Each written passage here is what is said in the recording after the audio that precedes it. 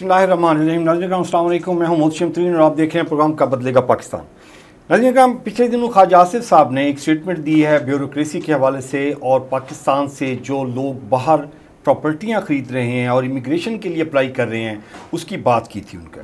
तो उसमें जिक्र आ रहा था एक मुल्क का, पुर्तगाल का, और उस पर हम बात करेंगे।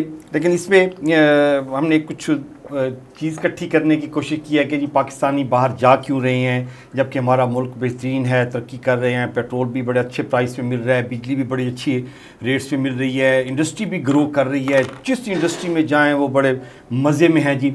और इस वक्त जो एक वॉइस ऑफ अमेरिका ने जो डाटा इशू किया था उसके मुताबिक 1,35,00,000 जो पाकिस्तानी हैं वो दुनिया के 50 ममालिक में इस वक्त रह रहे हैं। और ब्लूमबर्ग ने एक रिपोर्ट शेयर किया, उसमें वो कहते हैं कि जी 2022 में जितने लोगों ने पाकिस्तान छोड़ा और 2023 में जो छोड़ा पाकिस्तान, जो इसकी जो 2023 और 22 का जो रेशियो है ये 119% ग्रोथ में है, और 2023 की जो फिगर है। और अक़वाम मुत्तहिदा के डाटा के मुताबिक 2023 में पूरी दुनिया में पाकिस्तान से हिजरत करने वाले लोगों की तादाद सबसे ज़्यादा थी 2023 के अंदर। उसके बाद सूडान आता है, उसके बाद इंडिया है, उसके बाद बांग्लादेश है, उसके बाद नेपाल है, ये ऐसी एक रेंज जारी है। यानी कि 2023 में पूरी दुनिया में सबसे ज़्यादा जो मुल्क छोड़ा गया वो पाकिस्तान के अवाम ने अपनी जो धरती है उसको छोड़ के दूसरे ममालिक में शिफ्ट हुए कि जी हम रोज़गार ढूँढें, इंडस्ट्री पे काम करें और जो भी करें। तो ये पुर्तगाल ही क्यों, ये जो फोकस किया जा रहा है इस वक्त। दुबई में भी पहले कहा गया था कि जी 3200 जायदादें ख़रीदी गई हैं, कुछ 650 अरब रुपए की जो ट्रांजैक्शन हुई है वहाँ पे। तो ये सारे पैसा लेके दूसरे ममालिक में शिफ्ट हो रहे हैं, तो पाकिस्तान में क्या बचेगा, इस पर गुफ्तगू करेंगे। हमारे साथ सीनियर एनालिस्ट हैं जी यासिर शेख साहब, आपको वेलकम करते हैं।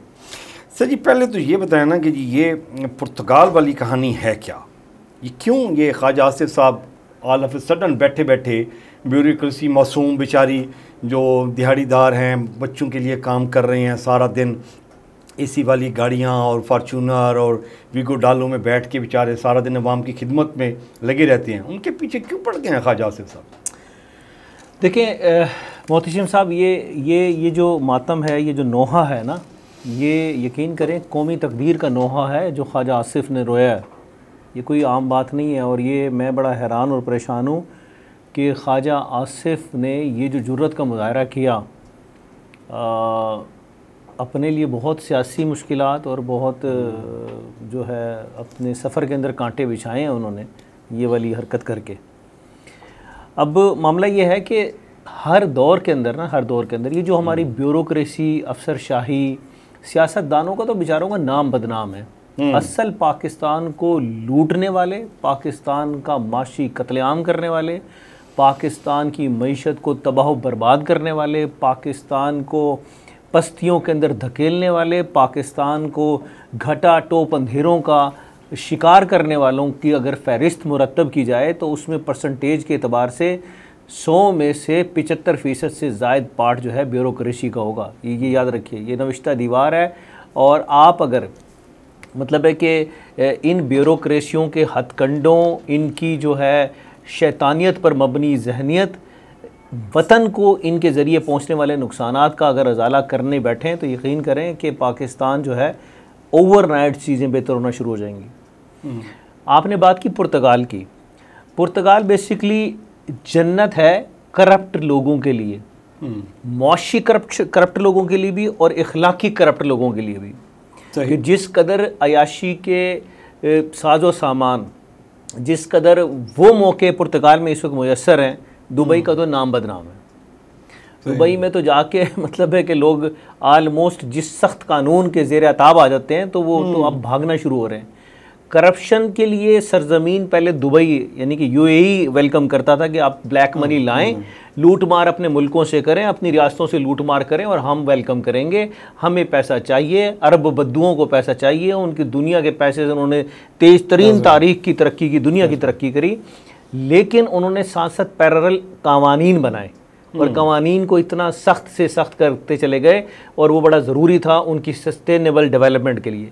सो जो करप्ट अनासिर हैं, जो पाकिस्तान की करप्ट ब्यूरोक्रेसी है, यहाँ का करप्ट सियासतदान है, यहाँ का करप्ट जज है, और एक और टोला है, मैं नाम लूँगा तो मेरी ज़बान जो है जल जाएगी, वो उनमें जो करप्ट लोग हैं, अच्छे और बुरे हर सेगमेंट में मौजूद है, ठीक है, हर सेगमेंट में मौजूद है। अच्छी ब्यूरोक्रेसी भी है पाकिस्तान के अंदर, अच्छे सियासतदान भी हैं पाकिस्तान के अंदर, बेहतरीन जजेस भी हैं, इंसाफ फराम करने वाले दयानतदार दीन और आला तरीन जर्नल्स भी हैं, जम्मे अफीर है पाकिस्तान के पास अच्छे लोगों का भी। लेकिन जब आप सेग्रीगेशन करेंगे तो अच्छों की आड़ में बुरों के ऊपर ये नहीं हो सकता कि आप सवाल ना उठाएं। ये वो छाई के कवर के अंदर बुरों को आप पूछें ना, उनसे सवाल ना करें और उनको कहें जी नहीं ये तो सेफ एग्जिट है, देखें जी उन्होंने क्या किया, इतने बेहतरीन कारनामे अच्छे अच्छे लोगों के दिखाएं और ख़ुद पीछे लूट मार करते रहें। सो ऐसा नहीं हो सकता। हमें सेग्रीगेट करना है, हमें तफरीक करनी है अच्छों और बुरों की, और बुरों को हेड ऑन करना है, टेक ऑन करना है। एज अ पाकिस्तानी भी, एज अ जर्नलिस्ट भी, कानून का रखवाला होने की हैसियत से भी, आपको एक बेहतरीन सियासतदान होने की हैसियत से भी उन सियासतदानों को मुहासबा करना है जो करप्ट सियासतदान है। आपको आला तरीन जजेस होने और इखलाक के हामिल और औसाफ के हामिल जजेस होने की हैसियत से भी उन करप्ट जजों का अपने अंदर जो भेड़ें हैं काली, उनका मुहासबा करना है, उनके रास्ते रोकने हैं। और इसी तरीके से आपको बेहतरीन और आला और अरफा जर्नैल और औसाफ के हामिल मुहिब वतन जर्नैलों को अपने अंदर छुपे वो जो करप्ट माफिया जिन्होंने पाकिस्तान को नुकसान, उनका रास्ता रोकना होगा। तो ये जो पुर्तगाल की आप बात कर रहे हैं, पुर्तगाल बेसिकली आप अगर उठा के देखेंगे, अगर आपके पास सिंपली जो है 2.5 लाख जो है डॉलर है, अपना 2,50,000 डॉलर अगर आपके पास है, 2.5 लाख डॉलर है, आप जाके उनको गोल्डन वीज़ा अप्लाई कर दें और आपको पूरे की पूरी जो है वो रिहायशी परमिट मिल जाएगा। बाद में आपको वो शहरियत का मौका भी फराहम कर देंगे। 5 साल के बाद पैसा लाएं और अपना करप्शन का लूटा हुआ पैसा लाएं और नेशनल हो जाए, और ऐसे नेशनल हो जाए कि जिसके बाद आप 28 या 29 ममालिक के गेट्स आपके ऊपर और पूरे ओपन, शेंजन कंट्रीज के गेट ओपन हो जाए। आपको ना वीज़ा लगाने की ज़रूरत, ना वीज़ा ऑन अराइवल लेने की ज़रूरत, सिर्फ आप पासपोर्ट होल्डर होना पुर्तगाल के, और आप दुनिया के 28 मुल्कों के अंदर दुनियावी जन्नत देखते फिर। असीम ने जैसे पाकिस्तान में हम लौट जाते हैं, पहले जो किबला, करप्शन का किबला और काबा जो है यूएई हुआ करता था, अब करप्शन का किबला और काबा जो है, करप्ट लोगों का किबला और काबा पुर्तगाल बनता जा रहा है। जो बात ख्वाजा आसिफ ने की ये बड़ी इंपॉर्टेंट है, ब्यूरोक्रेसी वाली। एक ब्यूरोक्रेट का तज्जिया और तज़किरा उन्होंने नाम लिए बगैर किया, ठीक है ना। अपने ट्वीट के अंदर आप एक्स पे अगर उनका पैगाम देखें कि जी जिसमें वो बात कर रहे हैं कि 400 अरब रुपए उनकी उस अफसर की, बुज़दार साहब के दौर की, बुज़दार साहब बेचारे का तो नाम छोड़ दें, बेसिकली आपको ये कहना चाहिए कि पाकिस्तान तहरीक इंसाफ के दौर के अंदर जो तहरीक इंसाफ का एक वसीम अकरम प्लस वज़ीर आला था, उसका जो पर्सनल स्टाफ अफसर था, ये उनकी बात हो रही है टीके साहब की, ताहिर खुर्शीद साहब की। ताहिर खुर्शीद साहब की बेटी, अल्लाह सब की बेटियों के नसीब बहुत अच्छे करे, उनकी बेटियों के नसीब तो बहुत ही अच्छे थे कि 4 अरब रुपए से जायद की जो है रिपोर्टेडली जो है तहफ़ उनको मिले, और अखबारात की वो ये जो खबर है ये अखबारात में भी शाया हुई और मुख्तलिफ टीवी शोज़ का मौज़ूआत रही। सो पीका हम पे बाद में लगेगा, पहले उन पे लगे। सो 400 अरब रुपए के जनाब मोहतसिम साहब उनको तहफ़ मौसूल हुए। अब दुनिया के अंदर मुझे नहीं समझ आती कि 400 अरब रुपए की आपके पास, ताहिर खुर्शीद के पास कौन सी गिदड़ सिंगी थी कि 400 अरब रुपए उसकी बेटी की शादी के ऊपर तहफ़ आ जाए। सो पाकिस्तान के मोस्ट करप्ट लोग इकट्ठे हुए और उन्होंने जाके तहफ़ पेश किए, हराम की कमाई थी और खाते लगा दी। उनके बारे में सर ख्वाजा आसिफ साहब ने फरमाया है कि उन्होंने पुर्तगाल के अंदर वो ली, और वो जो है उस तरीके के उन्होंने नॉमिनेट करके बहुत सारे लोगों की बात की है। तो ताहिर खुर्शीद साहब इस वक्त जो है ना बाइज़्ज़त तौर पे रिटायरमेंट लेके और बेहतरीन लेविश लाइफ गुजार रहे हैं। इतने बड़े बड़े टॉक शोज़ हुए, इतनी बड़ी कहानी और फिल्में चलाई गई। करप्शन का तारीख का स्याह तरीन दौर के तौर पे वो दौर याद किया जाता है कि जिसमें पिनकी पीरनी साहबा और उनकी जो दोस्त हैं जो मुल्क से आजकल भागे, फराह गोगी साहबा, उनकी करप्शन की ऐसी दास्तानें जो है रकम हुई कि जो तारीख के सफ़ात में इससे पहले कहीं नहीं मिलती थी। सो किस तरीके से मैनेज हो रही थी, कभी किसी करप्ट को तो डायरेक्ट पिनकी पीरनी साहबा ने या फराह गोगी साहबा ने फ़ोन नहीं किया होगा। So they use such like that bureaucracies, ये करप्ट लोगों को इकट्ठा करते नहीं, माल बनाओ, खुद भी खाओ और हमें भी खिलाओ। ट्रू। अच्छा जैसे तो ये भी, अब हम एक ख्वाजा आसिफ साहब की बात करते हैं तो उसमें वो एक ADCR है इकबाल संघेड़ा, उसका भी नाम लिया जा रहा है कि उसका जब फ्रंट मैन कह लें या उसका जो दोस्त कह लें, वो जब पकड़ा गया है तो वो ख्वाजा आसिफ साहब ने रिएक्ट किया है कि ये क्या हो गया जी।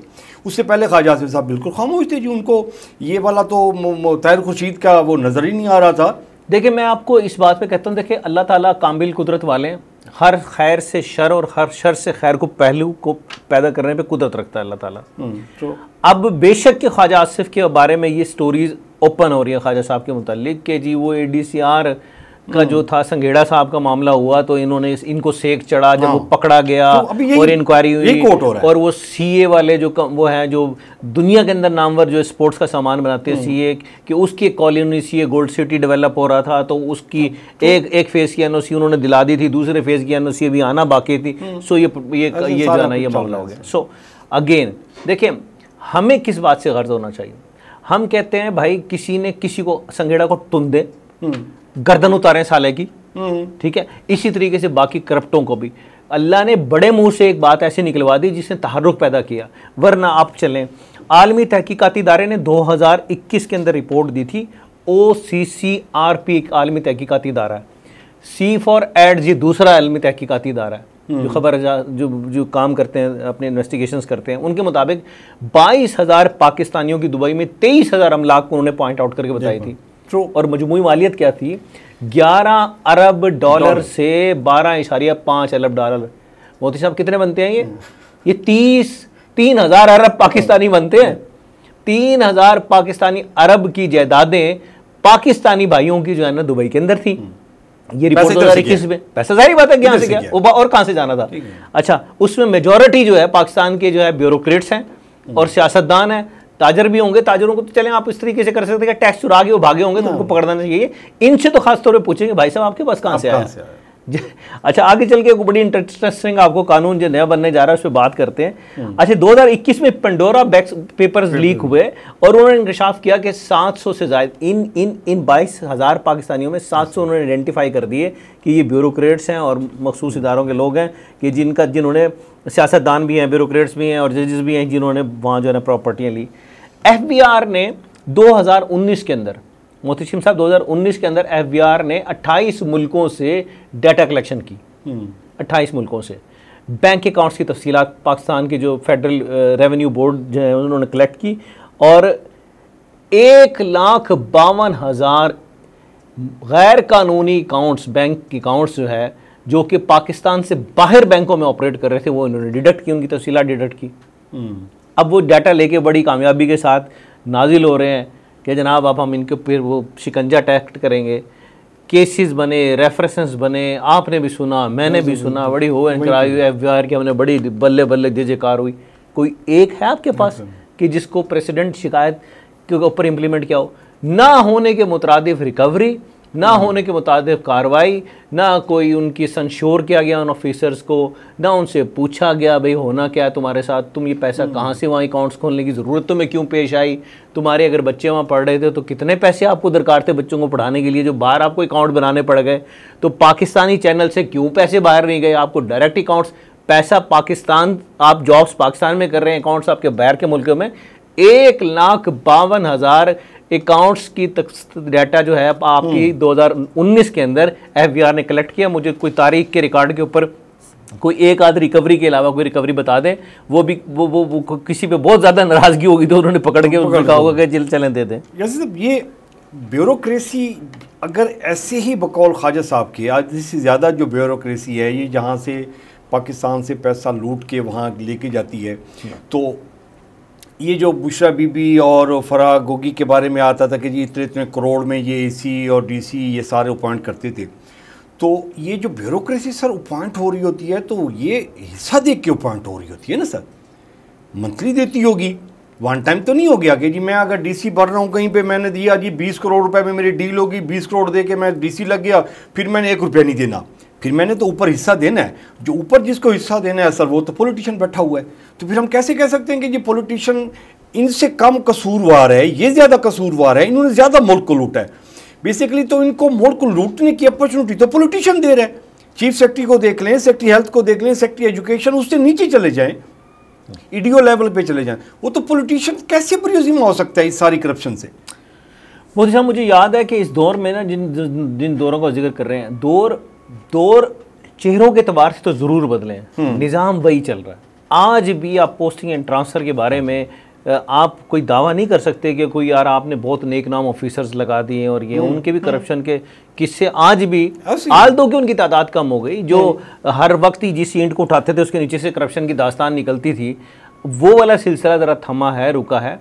याद रखिएगा कि खाली पॉलिटिशियंस नहीं है, इसमें और भी अनासिर जो है वो बरसरे पैकार हैं, पोस्टिंग के दिलाने में, तकर्रियाँ मनपसंद कराने में, अपने अज़ाइम की तकमील कराने में। ठीक है, ये याद रखिएगा। ये अकेला जो है मतलब ताकतवर है ना, उधर तो हम नहीं लेके मतलब जाते। उसमें बहुत सारे, खाली वो वाले ताकतवर नहीं है, और भी आपके जजेस इन्फ्लुएंस हैं इतने सारे, आपके टॉप लेवल के जो है जजेस जो इन्फ्लुएंस करते हैं कि जी हमें ये वो वाली पोस्टिंग, कहीं इनकी ऐसा पैक्ट बना हुआ है। वो तो सब वाइस वर्सा को होता है ना, वो भी तो बैलेंस कर रहे होते हैं ना, जज भी बैलेंस। सर मैं वही कर रहा हूँ कि खाली एक सेगमेंट इन्वॉल्व नहीं है ना, ये दाल सारी काली है। वही ना, इसमें पॉलिटिशियन तो देखें ना, अगर जजेस की बात भी मान के तो गलत काम कर रहा है तो फिर भी पॉलिटिशियन तो हिस्सा तो ले रहे हैं ना सर। वो अगर पैसे की मद में नहीं ले रहा तो वो आगे से जाके जजेस से 2 केसेस बरी करवाएगा, वो अपने मर्जी के बंदे बरी करवा लेगा, तो वो बैलेंस वो पूरा कर रहा है। आपकी बात बिल्कुल ठीक है, मेरा कहने का मकसद ये है, मैं कहीं भी क्लीन चिट नहीं दे रहा पॉलिटिशियंस को। फैसला साज की जारी बात है, अल्टीमेट रिस्पॉन्सिबिलिटी फैसला साज की होनी चाहिए कि जिसने अपॉइंट करना है, और अपॉइंटिंग अथॉरिटी डेफिनेटली आपका करंट फोरम है, हाउस है, वो उससे बरी जिम्मा नहीं है। लेकिन हम जरा थोड़ा सा इस गुफ्तगू को फैला रहे हैं, हम वो पॉइंट्स पे बात कर रहे हैं कि खाली ये नहीं, मामला तो और भी कुछ है, और भी हैं। ठीक है ना सर? अच्छा, जैसे साहब ये जो पैसा गया है, जो आप कहते हैं 11-12 अरब डॉलर जो गया था, दुबई में एक प्रॉपर्टियां खरीदी गई, तो ये बेसिकली तो हम 1 अरब डॉलर के लिए सर IMF के तलवे चाट रहे होते हैं, हम मतलब क्या कुछ नहीं कर रहे होते, तो दूसरी साइड पे हमारे 11-12 अरब डॉलर सिर्फ एक मुल्क में पड़े हुए हैं सर। ये पैसा जब यहाँ से गया है तो इसकी कोई किसी पाकिस्तान के किसी इदारे ने, ये डाटा ऑथेंटिक है वैसे जो आपने कोट किया, किसी पाकिस्तान के इदारे ने इसकी डिवीजन की है कि ये लीगल पैसा ट्रांसफ़र होके गया है, प्रॉपर्टी बाई की गई है, और ये इलीगल पैसा ट्रांसफ़र होके गया है, इसकी कोई डिवीजन है? देखिए इसकी हम किस चीज़ का नोहा कर रहे हैं यहाँ, नोहा को ना किस बात के ऊपर है कि 2019 के अंदर आपने 1,52,000 अकाउंट्स डिडक्ट किए जो गैर मुल्की बैंकों के अंदर पाकिस्तानी शहरियों के, उन शहरियों में पाकिस्तानी शहरी भी हैं, उन शहरियों में पाकिस्तानी ब्यूरोक्रेट्स भी हैं, उन शहरियों के अंदर पाकिस्तानी सियासतदान भी हैं, उन शहरियों के अंदर पाकिस्तानी जर्नल भी हैं, उन शहरियों में पाकिस्तानी जजेस भी हैं, सारे। तो ये 1,52,000 अकाउंट्स का डाटा रिसीव हुआ, तो आखिर उसकी रिपोर्ट आज तक 2019 से 2025 के सफ़र को पूरे 6 साल बीत गए, कोई है आपके रिकॉर्ड के अंदर कोई ऐसी चीज़ आपके नॉलेज में, किसी खबर कोई टिक करके जनाब इन्होंने वो गैर कानूनी अकाउंट्स रखने पे ये पैसा, सर पूरे का पूरा हमाम नंगा है। कैसे हालात ठीक होंगे? ऐसे हालात ठीक होंगे? अब ये एक बड़ा अच्छा सवाल है। हालात ये ठीक होंगे, आपको और हमें आवाज़ बुलंद करनी है। देखें, हम 1 अरब डॉलर के लिए इतनी संगीन शराइत मान रहे होते हैं कि यकीन करें कि गैरतमंद कौम के लिए तो मर जाना ही बेहतर है, आप मान रहे होते हैं।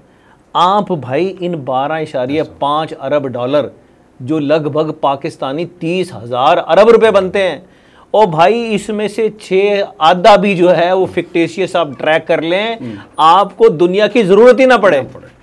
लेकिन करे कौन? ये चेन्नई नेटवर्किंग है कि कहीं किसी का कोई पॉलिटिकल इन्फ्लुएंस आ जाएगा, कहीं जो बरसरे इक़्तिदार टोला है उनका मंजूर नज़र आ जाएगा, कहीं किसी जज का जो है वो मंजूर नज़र आएगा, किसी जर्नेल का मंजूर नज़र, बंदा फंसा हुआ होगा, उसको कड़ंकी से निकलवाना है, और जांदी करो भाई, और जांदी करो भाई।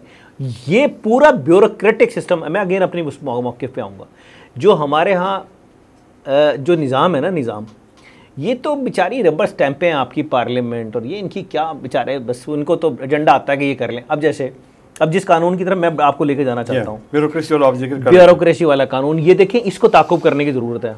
हाँ, एज ए जर्नलिस्ट मैं अगर इस पर स्टैंड रहा, आपका स्टैंड रहा, हम करते रहे काम कि भाई बताया जाए वो जो कानून है, वो कानून कि जिसके बारे में 17 फरवरी को 18 फरवरी को एक रिपोर्ट शाया हुई कि IMF ने शराइत में से एक शर्त ये भी रखी लोन के देने के लिए कि आप स्ट्रक्चरल बेंचमार्क बनाएंगे for civil servants to check and balance the civil servants, क्योंकि उनको भी पता है IMF को पता है, पूरी दुनिया का कंट्रोल है मौशी उनके हाथ के अंदर, कि पाकिस्तानी ब्यूरोक्रेट किस लेवल की करप्शन करके पैसा पार्क कर रहे हैं। तो वो तो चाहते हैं ना कि हम जो अगर इस मुल्क को कर्जा दे रहे हैं तो कर्जा सिक्योर कैसे होगा, कि वो हमें बता रहे हैं कि भाई पैसा हम दे रहे हैं तुम्हें, लेकिन तुम ये काम कर लो ताकि हमारा पैसा वापसी आने की, आपको कुछ बचेगा तो हमें वापस दोगे। उन्होंने कहा कि इमीडिएटली वार फुटिंग के ऊपर कानून बनाया जाए, और वो कानून इन्होंने सिविल सर्वेंट्स अमेंडमेंट के नाम से जो है वो उन्होंने कौमी असेंबली के अंदर जो है वो पेश हुआ, मंजूर हुआ, बादिल नाखास्ता ना चाहते हुए वो इन्होंने मंजूर कर लिया कौमी असेंबली ने। फिर वो अगले प्रोसेस के अंदर कुछ ही दिन के बाद सेनेट के ऐवान मुक्तदरा में पेश हुआ, और सेनेट में भी उस कानून को वो कर लिया गया। ये कानून स्पेशली था सिविल सर्वेंट्स के लिए, ग्रेड 17 से लेके 22 तक के लोगों को। और इस कानून के तहत करना क्या था, अब मैं बताता हूँ। उसके तहत ये करना था कि 17 ग्रेड से लेके 22वें ग्रेड तक सूबाई एहलकार हो या फेडरल का ऑफिसर हो, सूबाई ऑफिसर हो या फेडरल हुकूमतों के ऑफिसर हो, वो उनको ये कानून जो पास हुआ आपकी उसे, और प्रेसिडेंट ऑफ पाकिस्तान आसिफ अली जरदारी ने भी दस्तखत कर दिए बादिल नाखास्ता, उसके ऊपर मंजूर होकर कानून बन गया वो। अब उसमें इम्प्लीमेंटेशन का इंतजार है कि उस जो कानून आपने कौमी असेंबली से पास करा लिया, सेनेट ने उसकी मंजूरी दे दी, प्रेसिडेंट ऑफ पाकिस्तान ने उसको अपने दस्तखत से कानून बना दिया, उस पर अमल दरामद क्या होता है, उस कानून की वजाहत और फसाहत क्या है। उसके अंदर यह है कि आपने 17 ग्रेड से लेकर 22वें ग्रेड तक के तमाम सरकारी मुलाजमीन, सूबाई हुकूमतों के वफाकी, उनको पाबंद किया कि वो हर साल जो है अपनी भी, अपनी औलाद की भी और अपनी बीवियों की भी वो डिजिटल अपना डाटा सबमिट करवाएंगे अपने असासाजात का हर साल, जो इससे पहले वो नहीं था। पहले क्या कहते थे, टैक्स रिटर्न भरते थे। नहीं, एक कमिश्नर है या डीसी है या एसी है या किसी भी यूनिवर्सिटी का वीसी आप ले लें या किसी और इदारे का सेक्रेटरी वगैरह ले लें, तो वो साल ख़त्म होने के बाद जो रिटर्न जमा करवाता था उसमें एसेट डिक्लेयर नहीं करता था। बाई लॉ उसको ये नहीं, ये कानून थी, ये सहूलत थी कि वो नहीं, उसको उससे ये पूछा जाता था कि जो तनख्वाह आपको मिल रही है उसके ऊपर आपने ये आमदन के ऊपर टैक्स कटा क्या नहीं कटा, ये पूछते वो सिर्फ बता देते थे। वो तो जाहिर बात है कि तनख्वाह पे ऑटो डिडक्शन हो जाती है। वो एक सर्टिफिकेट लेना, वो महकमा खजाना उनको सर्टिफिकेट दे देता था कि जी आपका ये टैक्स सर्टिफिकेट है, ये आपने अटैच करें और जमा करा दें। This is the very first time by the pressure of IMF आपने कानून बनाया कि कानून पे अमल दरामद। मैंने अभी आज प्रोग्राम जब हमारा रिकॉर्ड हो रहा है उस पर इम्प्लीमेंटेशन अभी तक नहीं हुई, कानून बन गया है, इम्प्लीमेंटेशन उस कानून के मुताबिक। अब क्या उस कानून में क्या चीज़ है, उस कानून के मुताबिक ये है कि तमाम वो अफीसरान जिनका ताल्लुक सूबे से है या वफाक से, वो अपनी बच्चे बेटा बेटियों की और अपनी अहलिया की तमाम जायदाद के गोशवारे डिजिटल जो है वो रिटर्न के तौर पे सबमिट करवाएंगे और हर साल बताएंगे कि इनके एहसास से अच्छा। फिर इसमें ये भी पूछा गया कि not only in this country, दुनिया भर में जहां भी आपकी है वो बताएं। ये बहुत अच्छा कानून है। यहाँ इनकी ट्रेस कौन करेगा? यहाँ तो मेरी दुबई में प्रॉपर्टी है, मैं नहीं डिक्लेयर करता सर, वो सब वो कौन जाके वहाँ पे दुबई में जाके छांटी करेगा? देखें, पूरी एक दुनिया है, पूरी जर्नलिज्म बेसिकली सोसाइटियों पे एहसान है, सहाफ़त एहसान है, इसको मानना पड़ेगा। ये जो OCCRP की रिपोर्ट है, ये जो है ये C4Ads ने जो रिपोर्ट दी थी जिसमें आपको बताया गया कि आपके 30,000 अरब रुपए पाकिस्तानियों की जायदादें हैं सिर्फ एक मुल्क में, दुबई के। ये पनामा भी तो ठीक है ना जी, साफत नहीं। ये ही किया ना, पानामा पेपर, पंडोरा पेपर। ये जर्नलिस्टों का एहसान है सोसाइटीज़ के ऊपर कि वो डिग आउट करते हैं। ये कानून तो ना, पहले तो कानून नहीं था, ये बच जाते थे। अच्छा, जैसे पहले ये बना लेते थे जायदादें, लेकिन पाकिस्तानी रियासत पूछ नहीं सकती थी कि कानून ही नहीं था। This will be the very first time कि अब कानून बन गया। अब अगर इनकी जायदाद कोई OCCRP का कोई जर्नलिस्ट जाके ढूंढता है या C4Ads वाले ढूंढते हैं या पेंडोरा वाले ढूंढते हैं, तो भाई कानून की शिकनी होगी और आपको बचने का कोई रास्ता नहीं होगा। सो दिस, अब इस कानून में एक बड़ी मजेदारी है और इस पर तो आप रील बनाना। ये जो कानून पास हो गया, इस कानून के अंदर जजिस को वो इस्तिस्ना दे दिया गया। वो मासूम है सर, वो नहीं करप्शन करते। देखे ना, आपने मुझे समझ ये नहीं आई कि भाई या क्या जजेस जो हैं आपके वो वफाक की या सूबाई मुलाजिम नहीं है? क्या वो वजारत कानून के अंदर नहीं आते? क्या वो सरकार के ख़जाने से तनख्वाह नहीं लेते? क्या रियासत पाकिस्तान के ख़जाने से जजेस साहबान को मराते और तनख्वाहें नहीं मिल रही? क्या उनके ग्रेड्स नहीं हैं? अगर वो सरकारी मुलाजमीन हैं जजेस साहबान, अगर वो सूबाई और वफाकी हुकूमतों से मरात याफ्ता हैं और अगर वो सरकारी मनसब, ख़ुद को सरकारी मनसब के पर फाइज डिक्लेयर करते हैं, अनाउंस करते हैं, तो मुझे बताएं कि इस कानून ने जो कि अब रिसेंटली पास हुआ है उसमें उनको इस्तिस्ना क्यों दिया जा रहा है, क्यों ये तफरीक, यानी कि जिन्होंने इंसाफ फराहम करना है आप उनको ही इंसाफ के पाबंद नहीं बना रहे। लेकिन सुप्रीम कोर्ट की रूलिंग के तहत वो नहीं कर रहे होंगे। देखिए काजी फैज ईसा के केस में सर ये हुआ था ना कि जो अपनी बीवी के एसेट्स और बच्चों के एसेट डिक्लेयर करने का पाबंद नहीं है। सर कानून उससे पहले नहीं था, कानून अब बना है, याद रखें। ये जस्टिस फाइज ईसा का जो मामला है ये इस कानून साजी से पहले का है। इसमें मतलब सुप्रीम कोर्ट की रूलिंग कैंसिल हो जाएगी। वो सर कानून बन गया, कानून कैसे ठहर सकता है सुप्रीम कोर्ट की रूलिंग? वो उसी के तहत मेरे ख्याल में जजेस को उन्होंने वो दिए है ना, ज्यादती है ये रियासत पाकिस्तान के ओवरऑल हम समझें तो ये ज्यादती है। देखिए कानून फॉर ऑल है ना, कानून सबके लिए है। कानून मेरे लिए कुछ और हो, आपके लिए कुछ और हो, तो ये तफरीक जो है किसी वक्त भी, किसी भी लम्हे में, किसी भी दौर में मुआशरे के लिए अच्छी नहीं होती। सो ये अनफॉर्चुनेट है कि इस कानून के अंदर, ये मैंने अभी तौर पे भी इब्तिदाई मालूमात इकट्ठी की, अल्लाह ताला माफ़ करे कमी बेशी कि हो सकता है मैं गलत हूँ, लेकिन जो मेरी दस्तयाब मालूमात है, जो मैं आज आपका शो में रिकॉर्डिंग से पहले तमाम ही चेकआउट किया कि क्या ये कानून जो बना रहे हैं, इस कानून के तहत हमारी जुडिशरी इस कानून के अंदर आती है कि नहीं आती। तो अनफॉर्चुनेटली जो मेरे पास इंफॉर्मेशन आई उसके मुताबिक जो है जजेस उसमें फाल नहीं करते। तो यार ये इस तफरीक के लिए आवाज़ उठनी चाहिए। जब आप इंसाफ पसंद सोसाइटी बनाना चाहते हैं तो भाई इंसाफ फॉर ऑल क्यों नहीं, रूल फॉर ऑल क्यों नहीं, लॉ फॉर ऑल क्यों नहीं है? जजेस का अकाउंटेबल तो होना चाहिए ना आपका। और अच्छा जैसे साहब ये कानून आप बता रहे हैं जो IMF की डिमांड पे बना गया है, जिस पे अभी ये कौमी असम्बली सेनेट में भी पास हो गया हुआ है, तो ये अगर पहले अप्लाई नहीं था तो ये जो जितने भी आप अगर तहसीलदार, पटवारी और ये SHO और बाकियों को देखें हम, तो ये जब पैसा बनाते थे सर दिहाड़ी पे, तो ये प्रॉपर्टियाँ अपने नाम नहीं खरीदते थे। तो जब ये पाबंद नहीं है प्रॉपर्टियों का डाटा देने में, रिटर्न में अपने में, तो फिर ये अपने नाम प्रॉपर्टियां क्यों नहीं खरीदते थे अपने बच्चों के नाम, ये क्यों थर्ड पार्टी के नाम? अभी आप जुडिशरी में देख लें, मतलब बहुत सारे आपको मिलते हैं कि ये फ्रंट मैन है, ये सबको पता है सर। वोकला में जाए ना उसको पता होता है कि ये उसका फ्रंट मैन है, ये उसका फ्रंट मैन है। तो वो सारे फ्रंट मैन के नाम पे प्रॉपर्टियां बाय कर रहे होती हैं। पुलिस में जाएँ आप देखेंगे जी वो पता नहीं किस किस गाड़ियों में फिर रहा होता है, लेकिन उससे पूछे वो कहते जी मेरे पास तो यही 5 मरले का घर है, मेरे पास तो कुछ है ही नहीं। तो उसकी फैमिली में देखें तो पता लगता है कि जी DHA में 2 प्लाट हैं, उसके रॉयल ऑर्चर्ड में भी हैं, सिटी में भी हैं, लाहौर में भी हैं। सर ये जो कानून है जिसकी मैं बात कर रहा हूँ, इस कानून की अमलदारी को यकीनी बनाने के लिए एज अ सोसाइटी हम सब का एक रोल है, हमें आवाज़ बुलंद करनी है। हमें बार बार इसके बारे में हर प्रोग्राम के एंड के अंदर एक लाइन पूछनी है कि उस कानून का क्या हुआ, उस कानून पे अमल दरामद कैसे हुआ, उस कानून के तहत कितने लोगों को ज़ेर ताब लाया गया। हमें चेक एंड बैलेंस का निज़ाम रखना है कि पंजाब में मुल्तान के कितनी ब्यूरोक्रेसी ने उस कानून के मुताबिक जो है अपने डिजिटल गोशवारे जमा करवाए, कहाँ कहाँ उन्होंने लिखा, हमें नज़र रखनी चाहिए। अब इस मामले के अंदर देखें, मैं ये कहता हूँ कि इस कानून के बनने से यकसर या ओवरनाइट चीज़ें ठीक नहीं होंगी, लेकिन आपने एक करप्शन के सैलाब के आगे एक दरख्त काट के डाल दिया ताकि वो किसी तरीके से पानी का बहाव, करप्शन का बहाव थोड़ा सा रुके। क्योंकि जो ऑफिसर है वो जारी बात है, वो अब मैं मादरत के साथ, मतलब मैं एक ऐसे ऑफिसर को जानता हूँ और हमारे साउथ में पोस्ट रहा है, और मैं क्या बताऊँ, मैं क्या इस कौम की, उसने अपनी बाकायदा एक महकमा तालीम में एक प्राइवेट स्कूल रन करती हैं खातून, प्राइवेट स्कूल, और वो उनके साथ साहब के साथ अच्छी दोस्ती है, बहुत इज़्ज़त एहतराम का ताल्लुक़ है।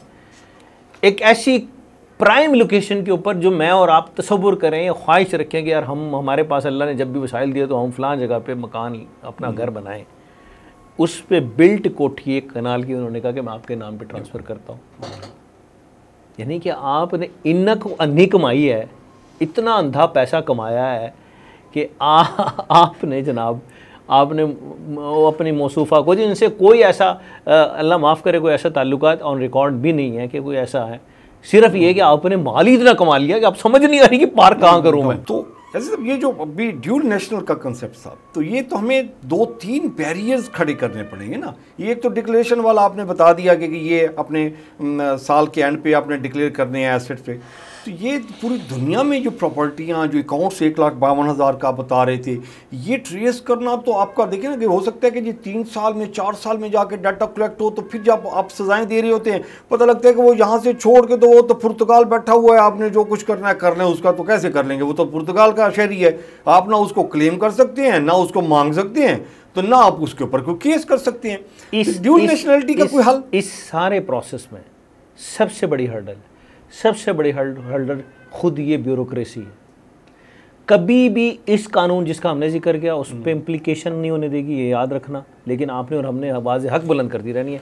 दूसरा, यार आप कैसे रास्ता रोक सकते हैं कि जब तक आप सियासतदानों के, जिन्होंने आपके लिए कानून बनाने हैं, जिन्होंने रियासत का निज़ाम बनाना है, आप उनके इंटरेस्ट को, यानी कि उनकी डुअल नेशनलिटी को, भाई वो किस मुल्क के वफादार हैं ये तो तय कर लेना।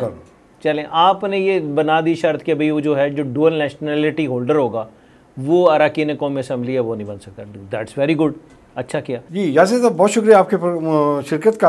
नाज़रीन, ये था आज का प्रोग्राम, और आज के प्रोग्राम में जो इम्पॉर्टेंट चीज़ है वो यही बताई गई है कि यासिर साहब ने कि ये कानून पास किया गया है जिसमें 17 से लेकर 22 ग्रेड तक के जो अफसरान हैं, वो सूबाई हों या फेडरल लगे हों, उन्होंने अपने डिक्लेयर करवाने अपने असासे जो पाकिस्तान में हैं और बैरून ममालिक जो उनके असासे हैं वो डिक्लेयर करवाने। सिर्फ इससे नहीं रुकना पड़ेगा, आपको ड्यूल नेशनल के लिए भी आपको कानून साजी करनी पड़ेगी, आपके जो इनको थोड़ा सा और स्ट्रिक्ट करना पड़ेगा कि ये अपने असासे जो है ना जी वो हर सूरत में डिक्लेयर करें। ये बड़ा मुश्किल कानून है, इस पर अप्लाई करने के लिए जैसे यासिर साहब कह रहे थे कि ये बहुत मुश्किल है, ब्यूरोक्रेसी इसको अप्लाई नहीं होने देगी। कानून तो बन गया है, जैसे तैसे भी बन गया है, लेकिन इस पर काम नहीं हो सकेगा। तो जब जो काम नहीं हो सकेगा तो इसी तरीके से लोग निकलते रहेंगे और हमारे सियासतदान ख्वाजा आसिफ की तरह बैठ के, हुकूमत में बैठ के, वज़ीर दाखिला होने के बाद आपके वज़ीर दिफा होने के हवाले से, तो वो बैठ के रोते रहेंगे कि जी ब्यूरोक्रेसी मुल्क को लूट के खा गई, ये बाहर शिफ्ट हो रही है, नेशनलिटियाँ ले रही हैं, प्रॉपर्टियाँ ले रही हैं। तो हमारे वज़ीर का जो काम है वो यही है कि जिसने सिर्फ आके ये बताना है पब्लिक को कि ब्यूरोक्रेसी मुल्क को खा रही है, इसके अलावा और वज़ीर कोई काम नहीं कर सकता। अपना और अपने प्यारों का ख्याल रखिएगा। मोहसिन को इजाज़त दीजिए, अल्लाह ने के बाद।